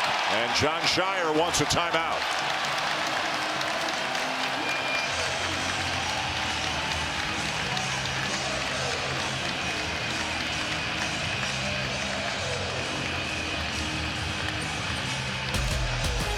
Got a great doubleheader for you tomorrow night. It is Brandon Ingram, the former Duke Blue Devil, who's averaging about 22 a game, taking on the New Orleans Pelicans. And then it is SGA, Shai Gilgeous-Alexander, coming off a 45-point game against the Clippers last night as he leads OKC against New Orleans. And then Memphis and the Lakers in the late game.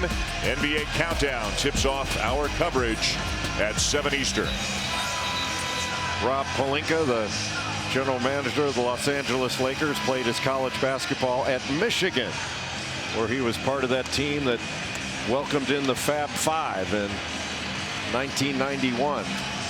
What was the number? We were told 70 NBA scouts or GMs are in the building tonight. That's the number I was told. Yeah. And they've seen a show by the best prospects. But right now, Kentucky's defense has been at a different level in the second half as opposed to the first. There's the switch. Count the basket for Flagg. Cooper Flagg is just taking on every switch. Kobe Brea switches off on him.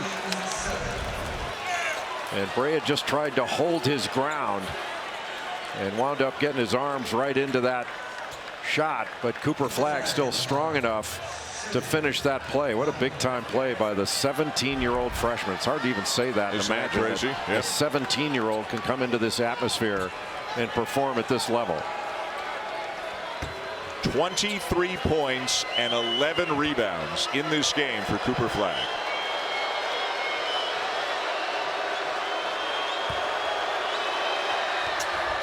And Conley knocks down the free throw to put the Blue Devils on top. Malawach in the game for Duke.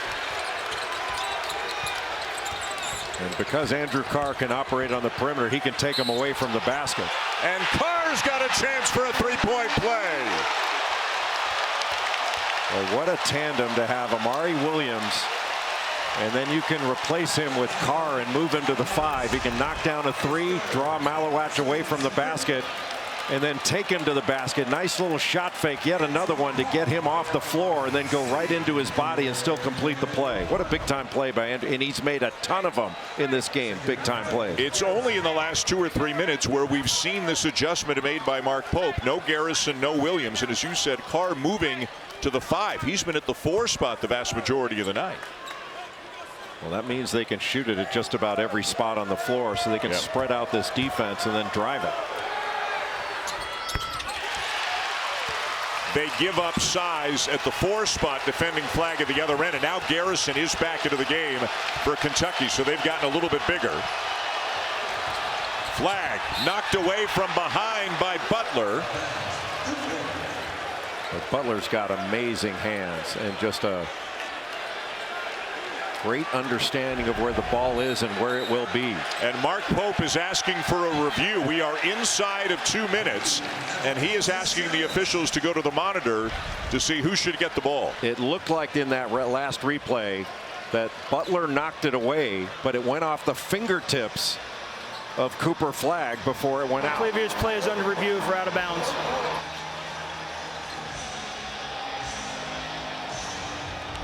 Watch the fingertips here of Cooper Flagg. Knocked away initially, but it looked like his fingertips were on it last. Now it was caused by Butler, but watch the fingertips here. I think it went off Flagg. Yeah, I think you're right. He's dribbling with his left, but then you can see the 2 fingers on his right hand bending backwards. I think you're right. The right hand caught it with his fingers. I think that's going to be Kentucky basketball.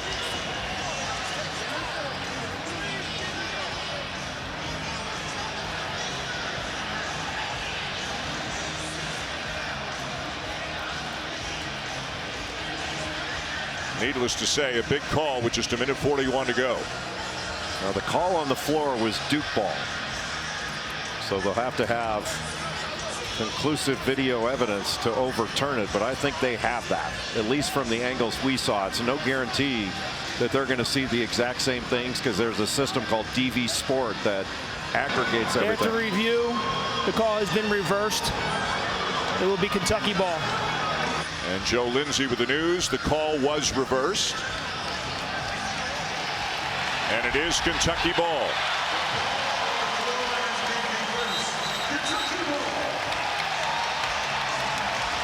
Well, give credit to Lamont Butler. I mean, the ball went off Cooper Flagg as confirmed by the replay, but he caused it. The Mountain West Defensive Player of the Year at San Diego State. And he's been everywhere in this game, offensively and defensively. When he put his name in the portal, the Kentucky staff, led by Mark Pope, Jason Hart, one of the assistants who had tried to recruit him to USC, said that's the guy we have to get.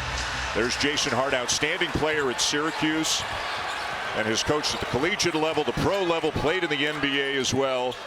They saw Lamont Butler's name in the portal. They said they had to get him. They flew to Vegas the next day, and they got him. They're really playing through Andrew Carr, who turns it over. But then a foul called on Brandon Garrison of Kentucky.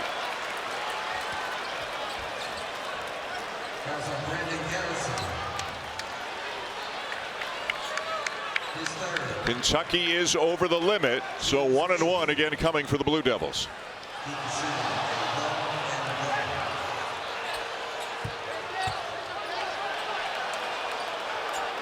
And now it looks like Lamont Butler may be cramping a little bit. And Mark Pope sees it, and he's going to make the change. Yeah, Kirk Kriisa coming back into the ball game.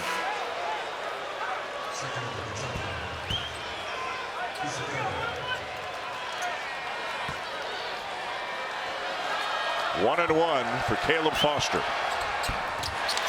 Offensive rebound, Brown. And now Flagg driving on Carr. It goes. And it is tied again.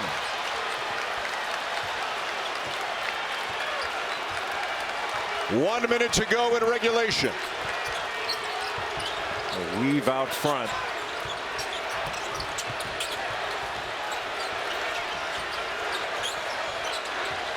Inside 10 to shoot. Kriisa blocked. Gets it off again. And it's down to Foster.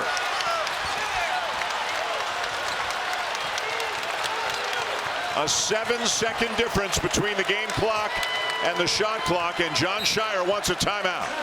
The last Duke timeout here in regulation.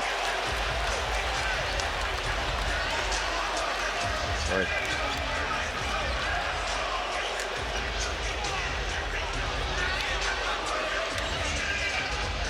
Let's take a look now at tonight's shots of the game, brought to you by Novavax. And not surprisingly, it's going to be Cooper Flagg. Started out the game with the lob bucket, and he has made shot after shot, all tough, going both ways, spinning off the contact by Jackson Robinson to get all the way to the bucket. He has been a man among men in this game for Duke, and he's done it in every way imaginable. On the glass, getting to the rim, getting the shooter's roll. 26 points, 12 rebounds, all of them on the defensive end. He has made some outstanding plays in this game, and Duke with a chance to take the lead. 19 seconds on the shot clock, 26.5 left in regulation. So what are you looking for coming out of the huddle for the Blue Devils? I'm looking to get the ball to Flagg. Put him in a ball screen situation. I'd even set it with Knipple and see if you can get a switch and let him take on that switch. Yeah, he's such a good passer. If he draws too much attention, he can get it to an open player. But I like the ball in his hands.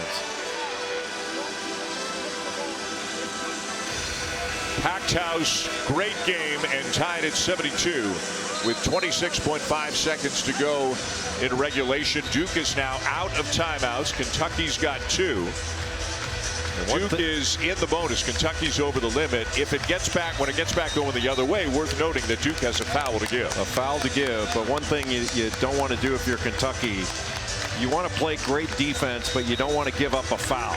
You know, play good defense without fouling, because there's still time for Kentucky to take it the other way, even if there's a basket made. But that foul to give is a big issue. Duke has the possession arrow as well, should it come to that. And it's going to be the freshman Knipple to inbound it for the Blue Devils. Flagg being guarded by Andrew Carr.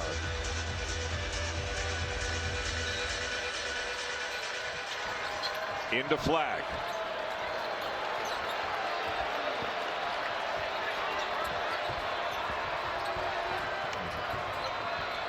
Here he goes, driving on Carr. Lost it, and always got it for Kentucky.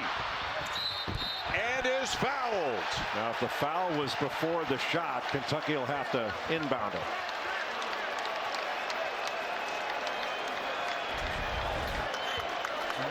A great play by Otega Owe when Flagg turns his back. Owe is able to get in and take that ball away. The question is now, it's going to be on the, looks like it's on the shot, because Owe is going to the line. They should have fouled him before he's able to get into it. So 2 free throws for Otega Owe with 10.3 to go.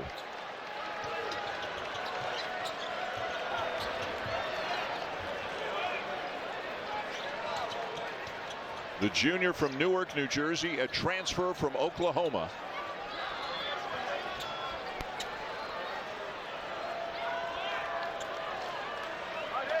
Make or miss here. Kentucky's going to want to press up to try to slow the advance.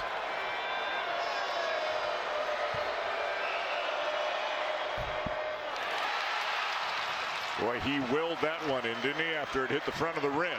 Remember, no timeouts for Duke.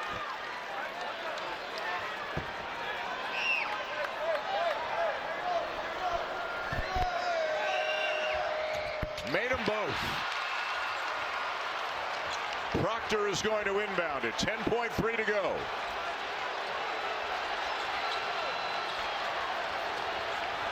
Flagg has it. Between the legs, struggling to retain possession, and he turned it over.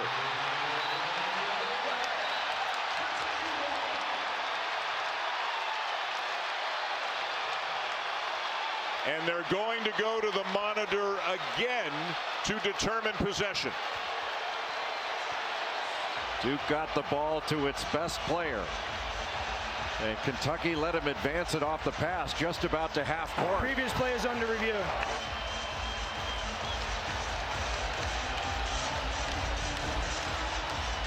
But Amari Williams guarding him and just mishandled the ball, and sees his hand was out of bounds.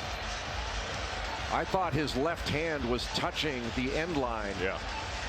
before Omari Williams ever made contact with it. That's when it looked like the right arm of Joe Lindsey went up in the air right.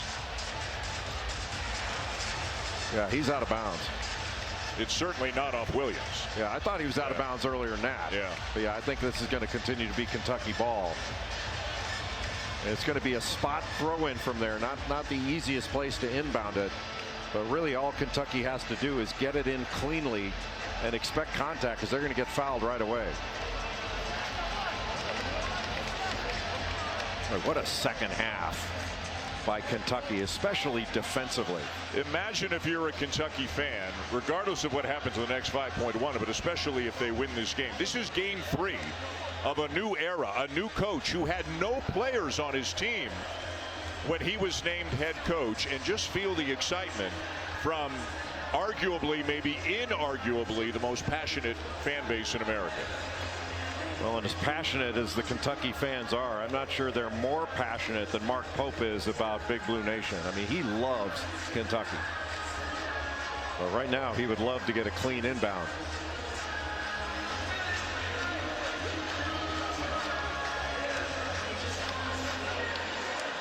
Two officials, Joe Lindsey and Courtney Green, still at the monitor. They're probably looking at the After time. review, the previous play stands will be Kentucky ball with 5.5 seconds to go in the clean.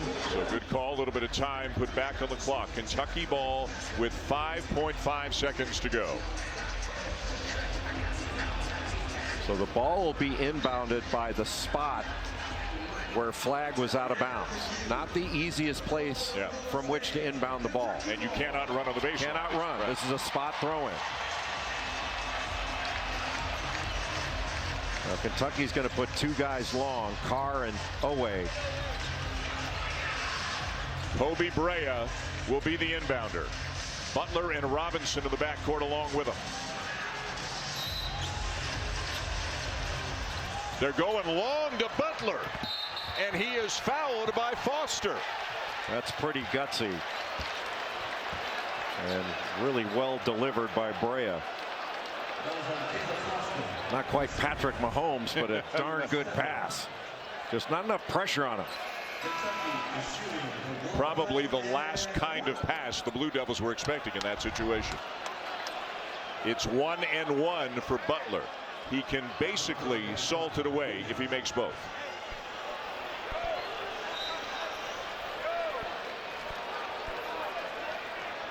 And the officials are at the monitor. Previous players under review for time. So now they're at the monitor again to determine how much time should be on the clock. Well, there's no way that only .4 went off after that catch and foul.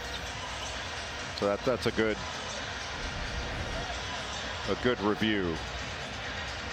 Now the clock doesn't start until the ball's touched, but that's more than .4 there. Well, maybe not. I don't know. Maybe not. He fouled him pretty quickly.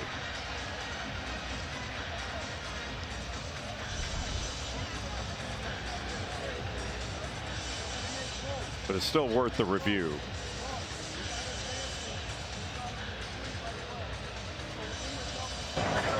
After review, the play stands. Time will be 5.1. So no change in the clock, and now the officials will try to get the players back on the court as quickly as they can. And Lamont Butler is going to be at the free throw line. Now remember, this is a fifth-year senior who played in the Final Four, who hit a game-winning shot against Florida Atlantic in a national semifinal game. He has been in and has thrived in big moments before.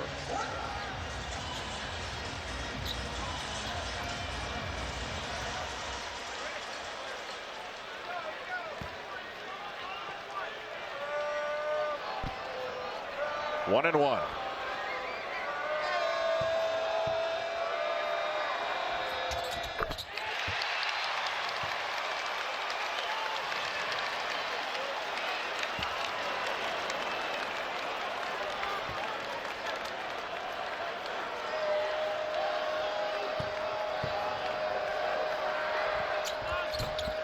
Missed it. Owe keeps it alive, and he's got it. And he dribbles out the clock. But wait, was he fouled with half a second to go? He was, but what a hustle, tough play made by Otega-Owe, who has made so many of them tonight. That's where free throw blockouts are gigantic plays. And Cooper Flagg just didn't block out Owe, who went right over the top to knock that ball away and then grabbed it away from Knipple before getting fouled. What a great play by Otega-Owe. And that should do it. A two-possession game. And what a win this is going to be for Mark Pope and the Kentucky Wildcats, coming back from a 9-point halftime deficit to win a game of this magnitude. A tremendous amount of fight by Kentucky in this second half on both ends of the floor.